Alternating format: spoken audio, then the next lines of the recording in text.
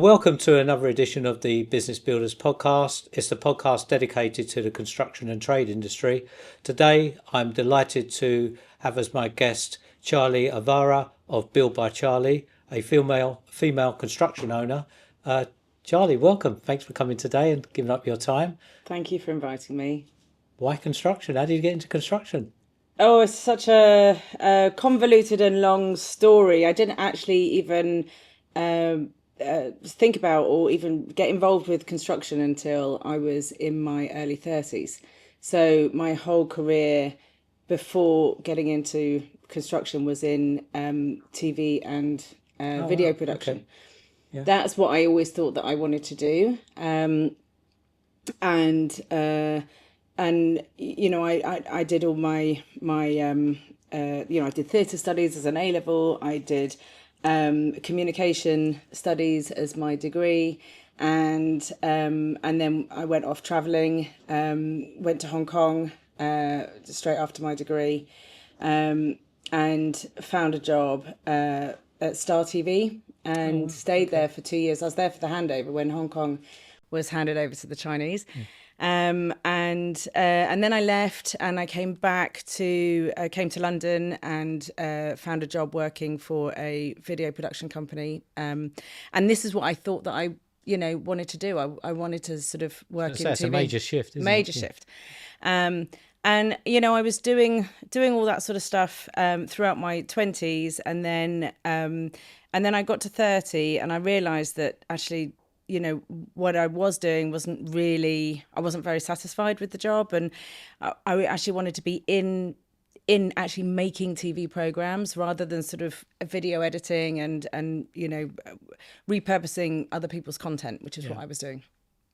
And an opportunity came up for me to move to Los Angeles, and so I went out there to kind of pursue this dream of working in TV.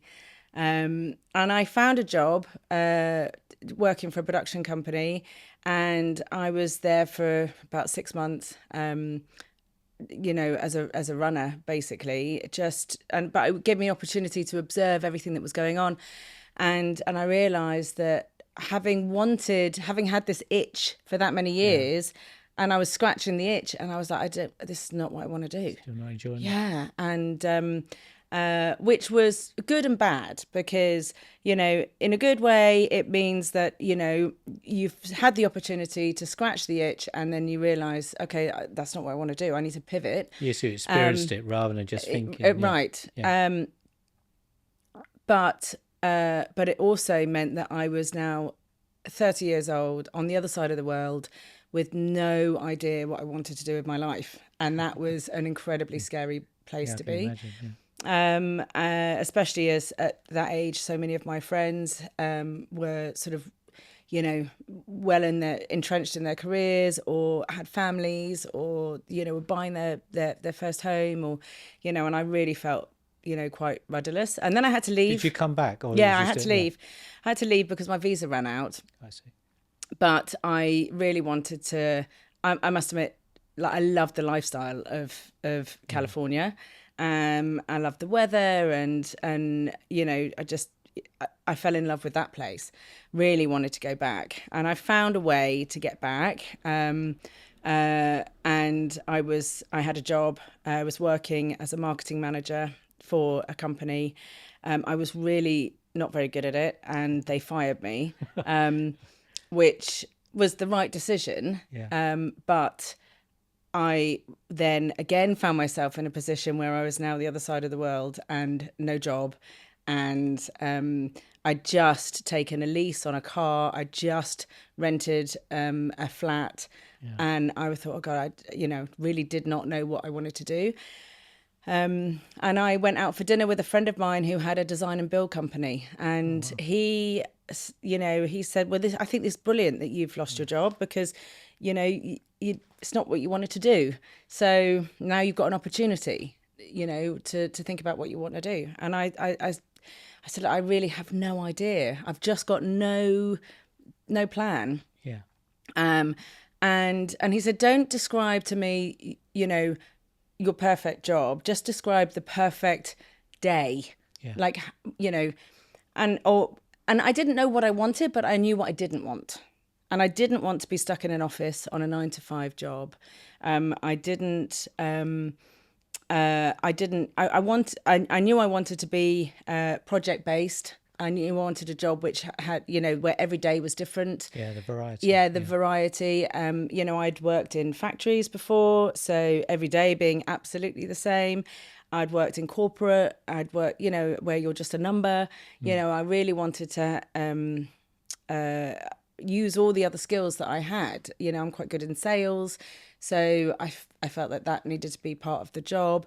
It definitely had to be a creative industry, because although I didn't want to work in telly anymore, I knew that I had that sort of a creative drive. And then he offered me a job in his company, design and build, as a project manager. Oh wow! Okay. And I said, I don't know anything about construction. I can't even change a light bulb. And he said, well, the electrician does the light bulb changing. You know, he said, you have all these other skills that you have developed over your career to date. You can bring all of those into project management, and it's the different trades need to know how to do their job. It's the coordination. You need to know how to coordinate and pull it all together. So I, in all honesty, I had no other choice. I was out of options. So I took him up on the offer. It was a commission only. So I only got paid if I brought in work. Pressure. And the first job, and I was working alongside another project manager.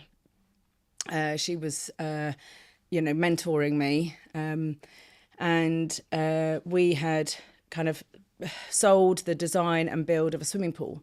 So we got through the design phase, and then literally the day or the week before we were due to start, she quit the company under a cloud, and I literally got handed the file and said, here you go, build it.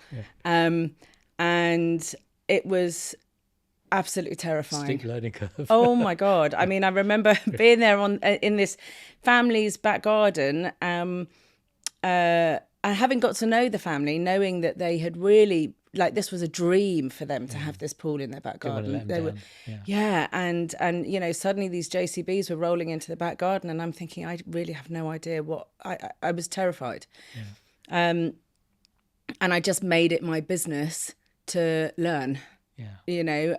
I was on site every single day. I was just observing, monitoring, asking all the questions, and what I realized was that I was so terrified of being found out that like a fraud, I was so worried that these clients would realize that I didn't know what I was doing. So I would make a point of going around to every single trade person that came on site and ask them every single question I possibly could about their job, what they're doing, why they're doing it, how deep are you going to dig, why are you digging that deep, all of everything.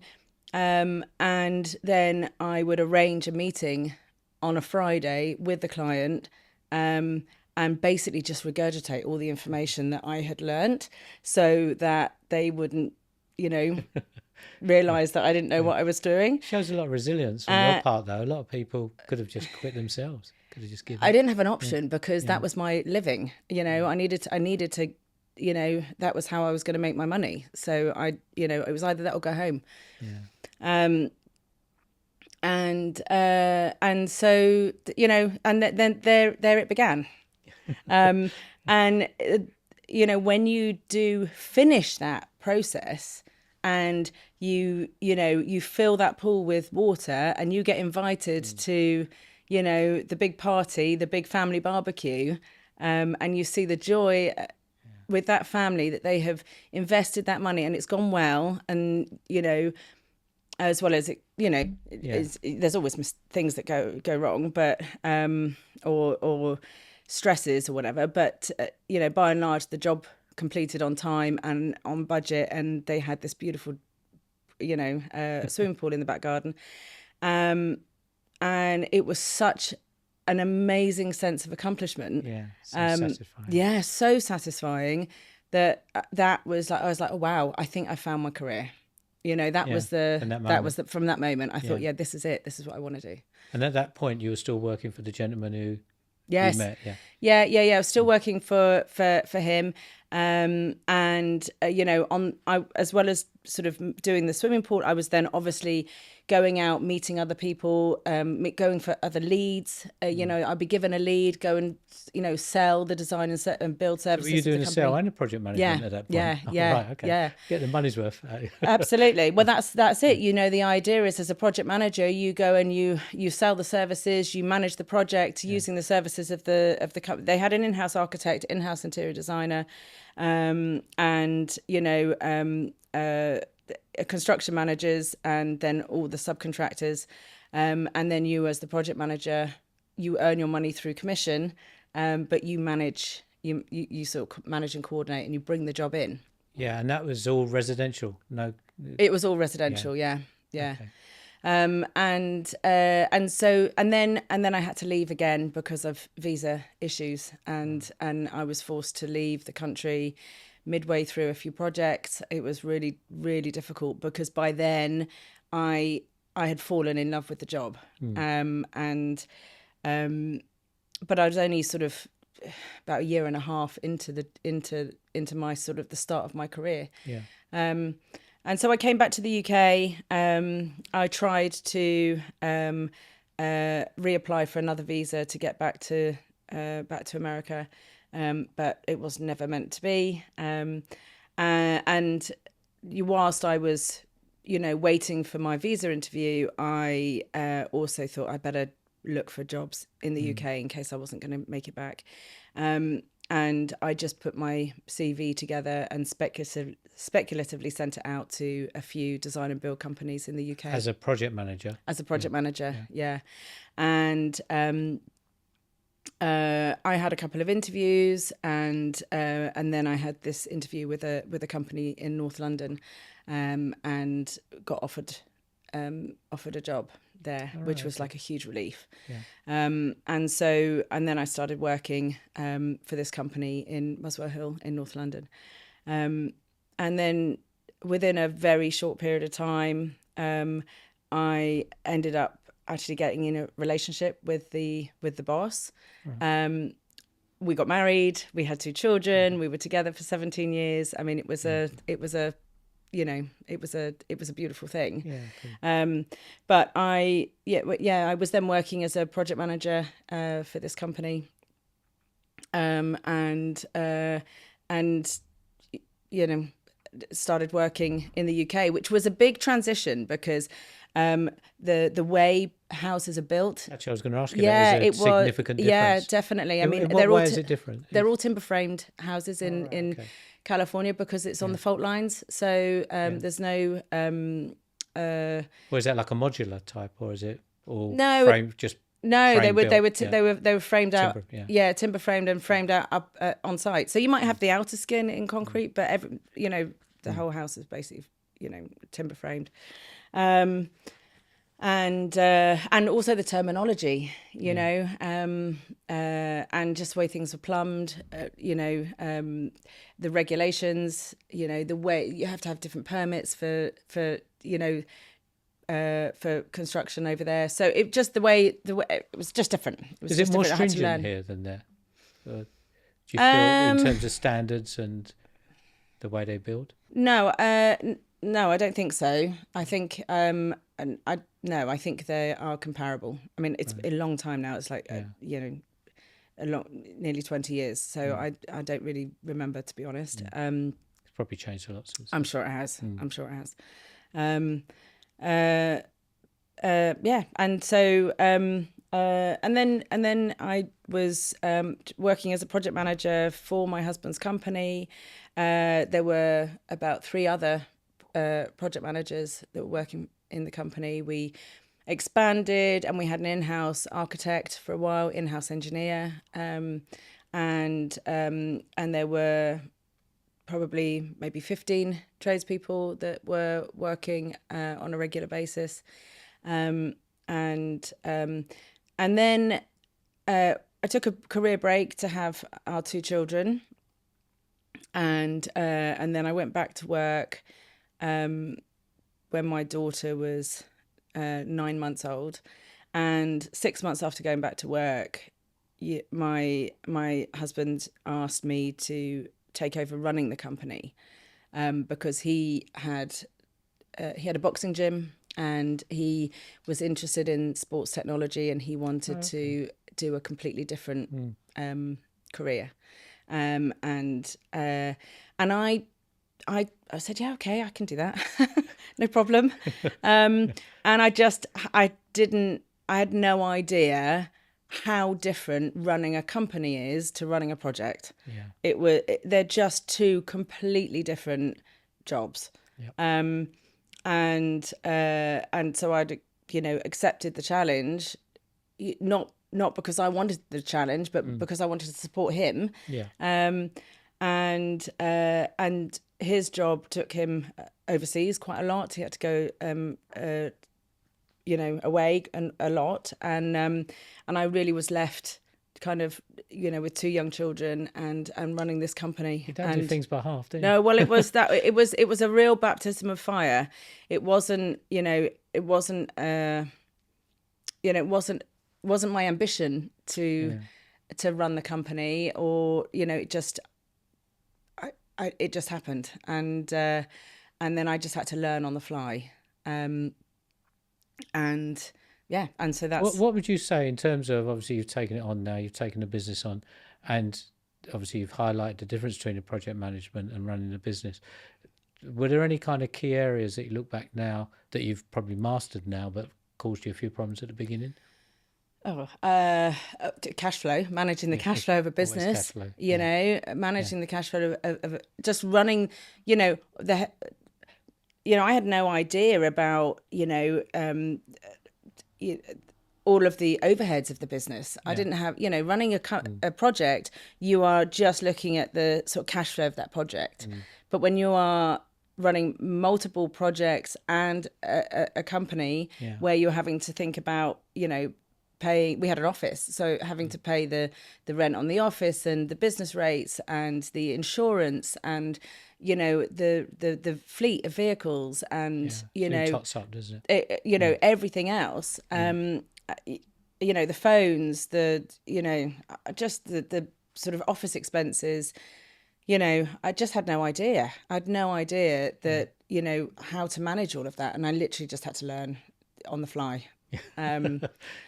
So they're completely different skill sets. And then also, it's one thing to manage a project, but when you are then, I was then the general manager of the business, then you are, having to lead the team in the office as well. Different demands. Again, different skill sets. So it was, whilst having 2 very young kids, it was unbelievably challenging. Wow. Can you imagine? And I think the first within it's about 3 weeks of sort of this, on making the decision, or us making the decision that I would take over running the firm. My right-hand man, who would be driving the truck, picking up the materials, organising the guys, booking the subbies. He really didn't take very well to my role change, and he quit like there and then. Like, here's the keys, here's the credit card, I'm off. And it was an incredibly stressful moment for me, because I had all these projects running, and I had no one to go and collect the materials. I had no one to organise the subcontractors, and I literally had to, jump in the car. I say the car, it was the Iveco tipper, and drive to the builders merchants and pick up the materials, because the site needed the materials in that moment. That was the thing that I needed to go and sort out.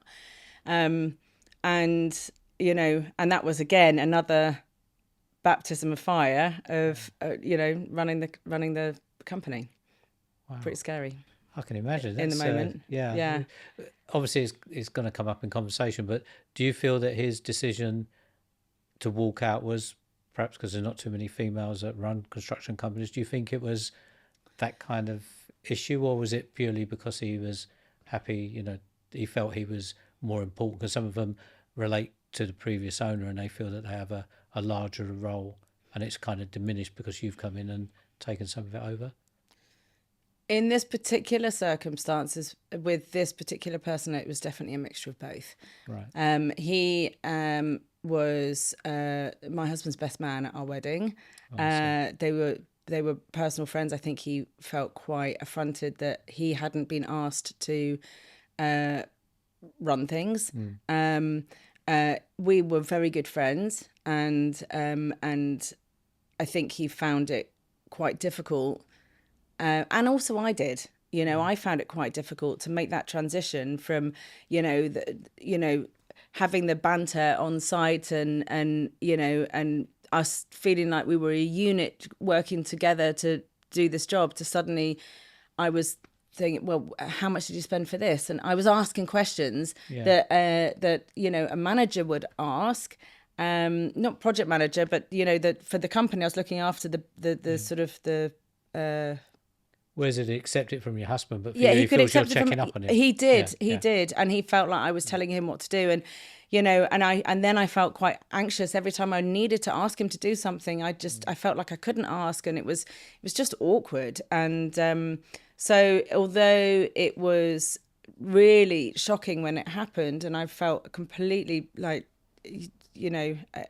shell shocked when he left. I just had to, I had no option. I just had to just deal with it. By the sounds of things, do you think it would have, if it had continued, the company would never have moved forward anyway? Because it sounds like he would have been blocking you or causing problems. It was, so in hindsight, it was probably a good thing. Oh, it was a great thing. It was like ripping off the plaster. Yeah. It was like because it would have been it would never have worked. So it just happened a bit abruptly. And so I drove. I remember going to the builders merchants, picking up whatever materials were needed, driving to the job site, and in my journey there, I was thinking, okay, who can drive the truck? That was my first thing. Who can drive, and who do I trust? Because it was a job of who was going to be, they would have the company credit card, they would be picking up the materials. I needed to be speaking to them on a daily basis. These people, were they that you're talking about that you was going to choose? Were they directly employed or subcontractors? Or labour-only subcontractors. Right, so it's even more trust. Yeah. And I picked one of the guys who was and it was definitely the right decision. I chose well. And he became my right-hand man. Marvellous. What, to this day? Is he? No, he ended up, he was with me for about 7 or 8 years, and then he decided he wanted to go on his own. Right, okay. And I could see the writing on the wall. And then eventually he said, he wanted to go on his own. And I said, that's brilliant. I'm really pleased. I will subcontract whole projects to you, and so we ended up working together that way. Yeah, it's good. And still do, from time to time. So that company that your husband owned, obviously, that you took over, is that the same company as it is now? Is it still? No. So then, we're ticking along, as we were for until 2023, and in 2023, our relationship really was struggling, and it's very difficult when you are in business with your life partner, and if one element or both elements of your life are not going well, then everything is burnt down to the ground. So 2023 was a really difficult year for me. There were a number of different things that happened that were just very stressful. We'd gone on a family holiday and to America to see my best friend, and we were hiking in Washington State. Ended up in some small town cafe, and a gunman was in the cafe with us. We were the only people there, and hadn't kind of realised that he was loading his gun in the corner of the cafe. And so we managed to get out, and the guy got arrested. But that was a bit of a moment where you kind of realise how fragile life is. My sister got diagnosed with breast cancer, and so that was another sort of moment where life just hits you. Chops, yeah. And then I was working on a project. We'd finished the project. It was our last day on the job. I was there with, hoovering the dust up off the skirting boards with the guys. We were clearing the site, getting every scrap of, cardboard out of the garden, had it all piled up outside the front of the house. The family were going to be moving in on the Friday. This was Wednesday night. I told the guys, take the hoarding down. We'd had it all hoarded. Take the hoarding down, leave all the rubbish there. They're going to come first thing in the morning for a weight and load. And that night, somebody set fire to the rubbish, and the whole house burnt. Good grief. Yeah, it was a horrific moment, career-wise. And the family actually had been sleeping because we were doing the ground floor in the basement. They were still in the house. And they were in the house at the time. They had a 3-month-old and a toddler. I had my carpenter, Robert, was there at 8:00 in the morning. He was literally going to put the shower screens up, I think, or something like that. Some, very small snagging bits that were left. And he phoned me and said, the whole street is closed down. It's surrounded by fire, fire. I think the house is burnt down. I went, what? What? I couldn't even get my head around it. Got there, and on the way, I phoned up the client. It's like, James, I think that, I'm just driving to site, but I've had this call. I don't really know, understand, but I think there's a problem. And he said, yeah, Charlie, we were there. We were sleeping in the house. Yeah, at 4:00 in the morning. There was, somebody had set fire to the rubbish, and it had gone.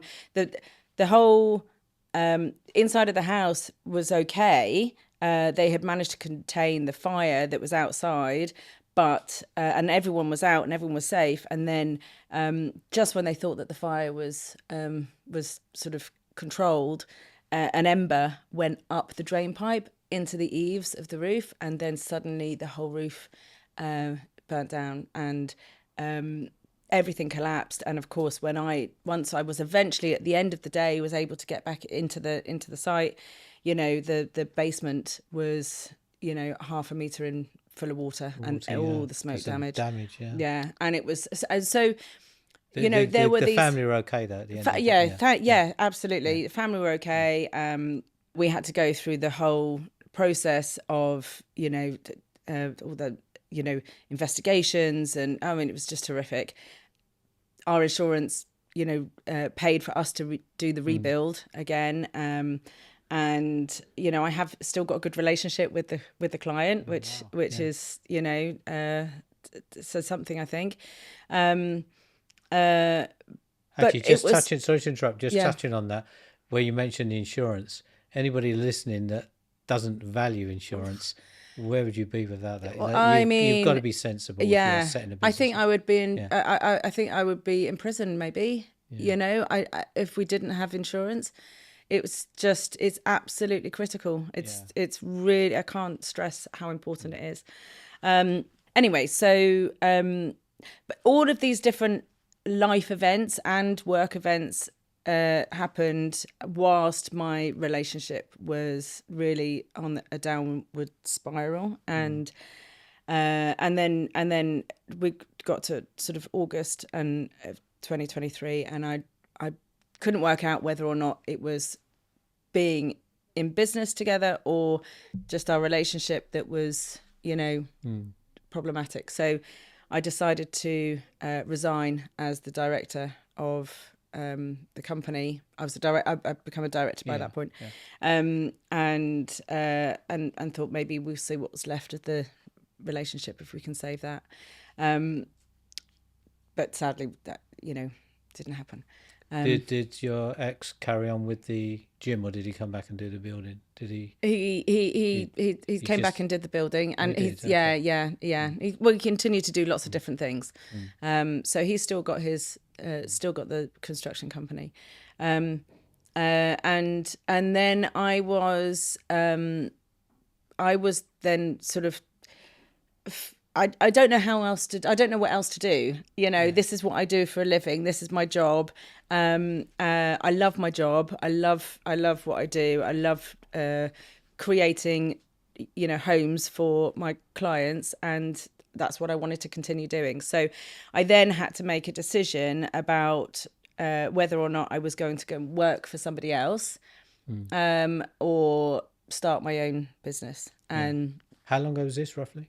It was August of 2023. Right. Okay. Yeah. If you've been working for yourself for a period of time, then it's quite difficult to go and work for somebody else again. You don't. Although, you have the headache and the stress of making the payroll every week, paying the wages, paying the the overheads. The responsibility of running the company is one thing, but you also there is a freedom of, being able to.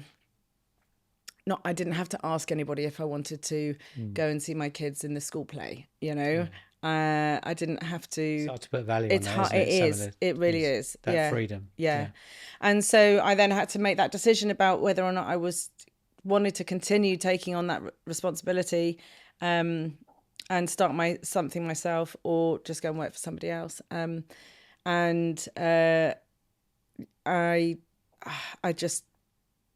can't even remember what it was, but something just said, no, just give it a go, just try. And so I did, and so set up Build by Charlie, and literally it was an overnight. I was in the spare room at home, and it was I was still on the computer at sort of 1 o'clock in the morning, and I registered a company. Didn't really think too much about the name. It was just get it done. It is what it says on the tin. Exactly. Yeah. And then I had a few jobs in the pipeline. I made an arrangement with my ex, so that when you are, it's difficult because all of my leads, everything was from my old company. So we had to come to some mutually. But you had built it yourself up at that point, hadn't you? Yeah, I've been managing it then since 2014. I had taken over managing the company, so now it's 2023. So technically, they were your contacts. They were, but technically, they were under. So we had to come to an arrangement, which we did, which was crippling, but it did give me the opportunity to at least, get something there to not get on. sued. Yeah. And then all the team came with me. They're all, technically able to work with whoever they want to work with, and they all sort of just not agreed. They just said, "Yeah, of course we'll come with you." Amazing testimony for you, though. Isn't it? It meant everything. Yeah. Because if you're a company owner, you are nothing if you haven't got your team. Your team are everything. If that's what you have to look after first and foremost, over and above everyone else. Because if they're not with you, then the importance of looking after your staff is so important. Too many people get wrapped up in their own importance and not realizing that it's actually they're the ones. No, they are everything. Yeah. They are absolutely everything. If I don't have if the team don't want to work with me, then I've got nothing. You know, all I'm doing is selling their services. Exactly. Yeah. Yeah, So, you know, if they're not with me, then, you know, I've got nothing. So they came with me and you know, just, I guess, a wing and a prayer and, you know, putting one foot in front of the other. And now we'll be coming up to our third year. You know, touch wood, doing okay. Lovely. Yeah. Looking back, obviously, the one thing that's coming through in leaps and bounds is the resilience. How you've managed to navigate all that and come through is, compliment you. It's amazing. But with the business now, you've done your apprenticeship more than once, but you've done your apprenticeship, you come through it. Are there any, if you look back now, was there any particular things that you've learned now that perhaps it's been a steep learning curve, or there's particular parts of running the business that has really opened your eyes now, but at the beginning you was oblivious to it? Is there, just... I mean, all of it. I mean, you just, when you're starting from, you can't just drop in as, in a management role. There's so much that you learn in the journey getting to where you get to, how to manage people, how to manage your clients, what type of company that you want to be. You learn from all the mistakes, not from the successes. It's you don't realize what a success is until you've made all of the mistakes or had to, problem solve, and then you go, oh, okay, I've problem solved that. I know now that I'll do it this way. You don't know that until until you've come across that boulder that you've had to work around. So I don't think I'd change anything. I don't think maybe I'd start,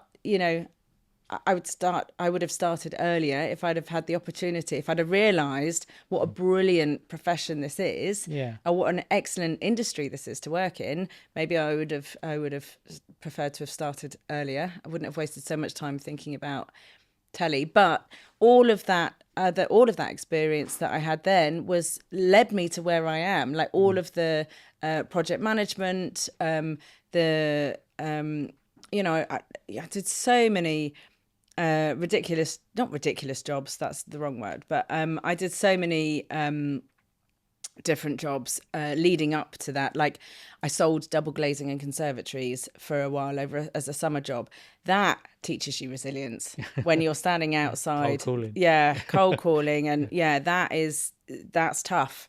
So I wouldn't change anything.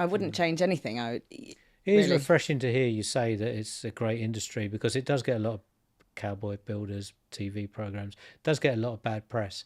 But when you're in it and you are working as a team and delivering, as you touched upon earlier, it's so rewarding. Oh, so I work in residential. I have done commercial work. I've done some restaurants and some office fit outs and things like that. But the job that I enjoy most is the residential. I really love taking the clients on that journey, or helping them on their own journey, because it's their build, giving them the home they dream of. And sort of guiding them through that process. And I love the creativity of it. Just with just a bathroom or anything, and if it's just redecorating, just how you can transform a space with either color or lighting or the finishes. It's and seeing all of the different trades with their skills, putting that together and transforming something from nothing to something really beautiful it's a beautiful thing, and being absolutely part of that and actually centered to that, because you are kind of coordinating and managing everything. I wouldn't do anything else. Do you have your own, you mentioned it earlier on, but do you have your own in-house design team now? Because obviously it's designed by Charlie. Do you do the design or? I have different. If a client was to come to me for design and build, of which I've got a couple of meetings coming up where the clients are looking to for that service, then I have different architects that I work with and different interior designers that I work with. So I would definitely take a brief from the client, find out a bit more about, their style, what's the house. I mean, if it's a grade 2 listed property, then the architect needs a certain skill set. Yeah. Depending on the taste and style that the client wants to go for will depend on which interior designer I might put forward for the job. And then I would take a full brief and then I would feed that back to the architect and the interior designer and then get them to provide a quotation, which I would then oversee and manage. I see. Okay. Yeah. Yeah. I don't, there's not enough work for me to warrant keeping an in-house architect. Not everybody wants that full facility. No, exactly. Yeah. You don't touch new build, just purely refurb? No, I don't. Yeah, I don't do new build. Okay. Yeah. If there's because there isn't a lot of females in the construction industry, I think it's like 20%.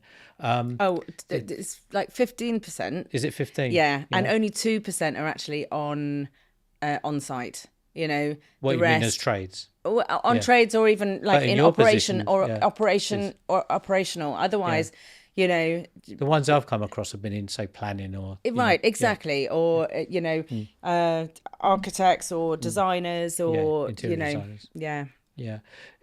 If there's anybody, obviously you feel passionate about, comes over in leaps and bounds what you're doing for your clients. If there's a young female wanting to get in construction that the mainstream media or the general press kind of implies you shouldn't do it, what's your thoughts on that? What would you say to somebody who's listening or watching about getting into this industry? Ignore that. Ignore that noise. It's. I heard somebody say something the other day that people say that the construction industry is male dominated, but if you reframe it that it's male populated, so it's not that it is dominated. You have a place. You still have a place within the industry. You just have to find your place. There are obviously, if you're on site, then it is more difficult. The PPE is not well fitted, not designed for women. The welfare services, I mean, there's usually just one, especially in can be quite crude. It can be quite grim.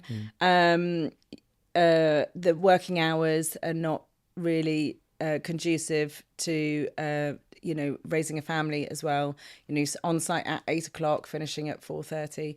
I think it's really important for young girls, to see that construction is even a possibility, and that's why I do what I can to make myself more visible, so that young girls can see that they can't see that it's even a possibility if they don't see anybody doing the job. I went to my daughter's careers day to represent construction, as I was there with my hard hat and my high-vis jacket and my iPad with pictures of work that I have done and a set of plans, so that they could see, oh right, I'd never even thought that was even an option to go and work in that industry. So I think it's important for any females that work in the construction industry to be as visible as possible to other younger girls, so that they can see that that's an option, first of all. And I think there's a responsibility for larger firms, established firms that have the resources, to make sure that there are, welfare services for women on site, and that there can be a bit more flexible in terms of working hours, and for any girls that think that I don't feel like I can do that, just if you are at all interested in what should I say? There are so many different elements within the construction industry that you can get involved with. Not just design and architecture, but operations, logistics, purchasing, quantity surveying. Yeah. There's so many elements. But I do think that it's as well as being on site. There's no reason why women shouldn't be on site. And I've worked with all-female decorating teams, and I'm seeing more and more women, especially with on Instagram, and I love the fact that they're being so visible and making themselves so clearly, visible to younger people. Yeah. Do you feel it's helped you when you're actually in? Actually, if they say Build by Charlie, do they expect a great big client to turn up? Always. If they don't know, if they haven't researched who I am, and I'll often find if somebody will come on site and they don't know that that I'm the business owner, they will just assume that I'm either the homeowner or the designer. It's always that's the assumption always. And it's about quietly just sitting back, observing that, and then when the time is right, you come in and start talking about whatever it is that you need to talk about as the owner of the company or running the job.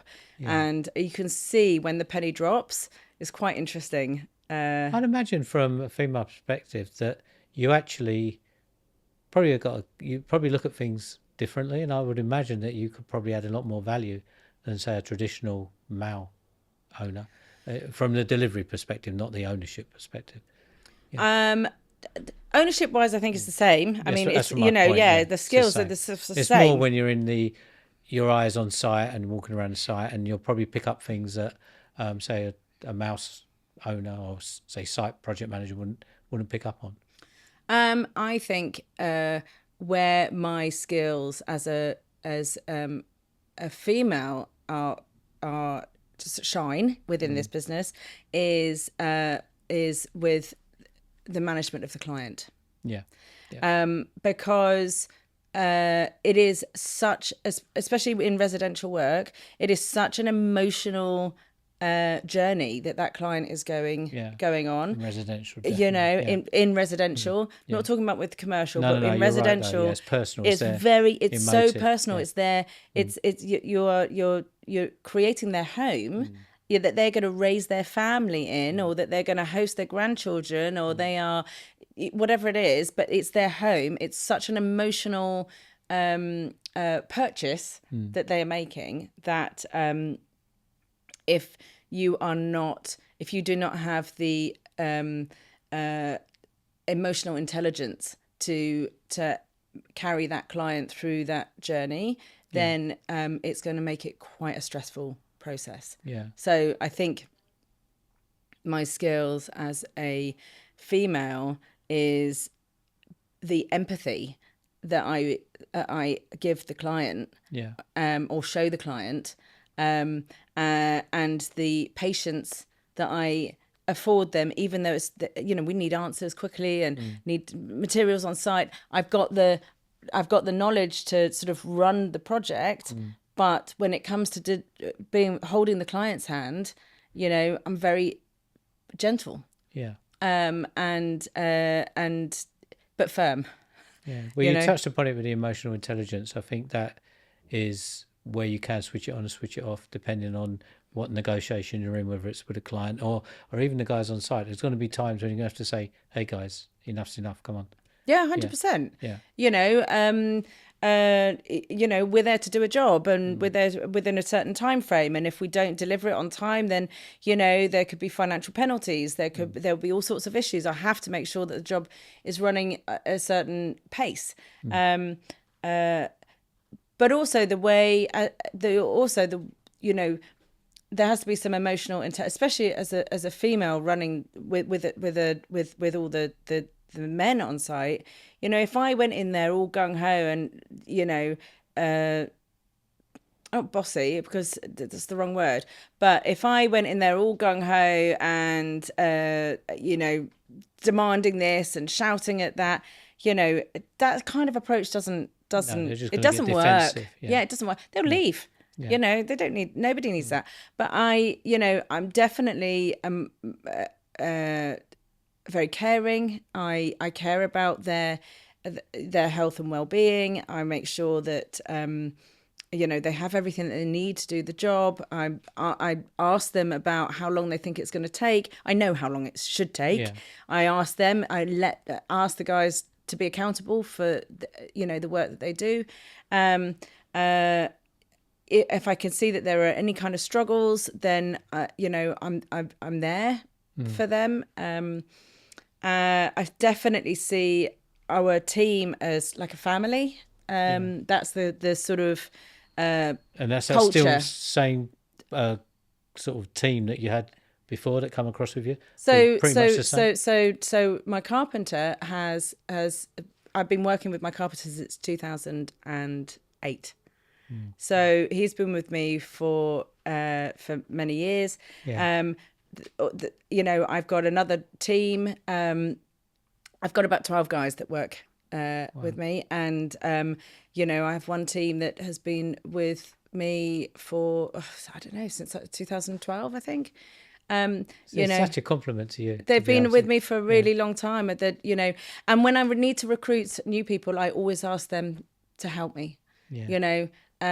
Because at the end of the day, they've got to work with them. Yeah. So if they're invested in recruiting, then so refreshing to hear a lot of what you're saying, actually, because there are so many other small business owners, especially in construction, who don't have that emotional empathy. They don't have that maturity, and it's more about them than it is about the people. But as you see it, as a leader, in my opinion, the right way. As the leader, it's not about sort of, going in and telling people what to do. Yeah. That's just not how. It's about motivating them and giving them the what's the word, agency, I suppose, to sort of manage themselves, but to my standards. Yeah, exactly. I set the standard. And expect them to help me to deliver. Yeah. But give them all the tools that they need to do that themselves. Brilliant. I think that's how I lead. Yeah. Yeah. We've just come to the end of the. Have we already? Rollout. Yeah. That's wow. How quick it goes.